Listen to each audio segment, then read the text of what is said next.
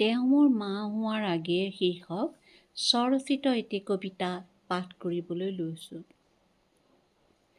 মোৰ মা হোৱাৰ আগেয়ে তেওঁ মোৰ দেউতাৰ ভাৰ্যা আছিল।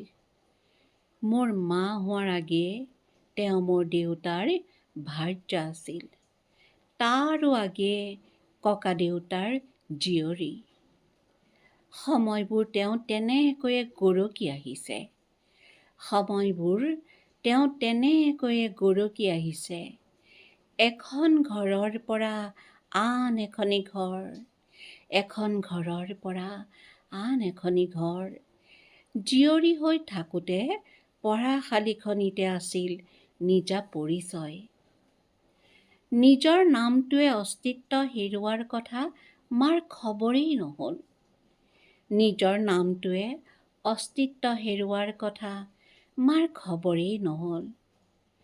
নামটো লাহে লাহে নিজৰো মনত নপৰাৰ দৰে হ'ল। নামটো লাহে লাহে নিজৰ মনত নপৰাৰ দৰে হ'ল। নাম হেৰুৱাৰ বেদনাত মা বিবুদ্ধিত। নাম হেৰুৱাৰ বেদনাত মা বিবুদ্ধিত। বেদনাবোৰে হেঁচা মাৰি ধৰিলত মোৰ পিতৃয়ে এদিন ক'লে,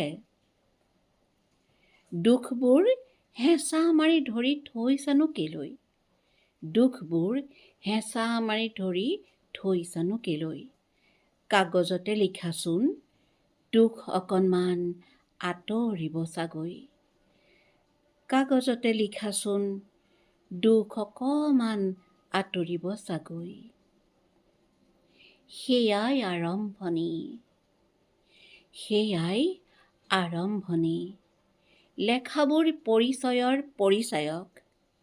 মা এতিয়া আনন্দিত, উদ্ধাৰ নিজৰ নাম।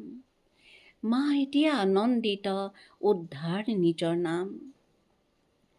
সৃষ্টিশীলতা পৰিচয়ৰ সোপান। ৰান্ধনীশাল উজ্বলি উঠিছে। পৰিচয়হীনাৰ পৰিচয়ৰ সুখৰ উজান।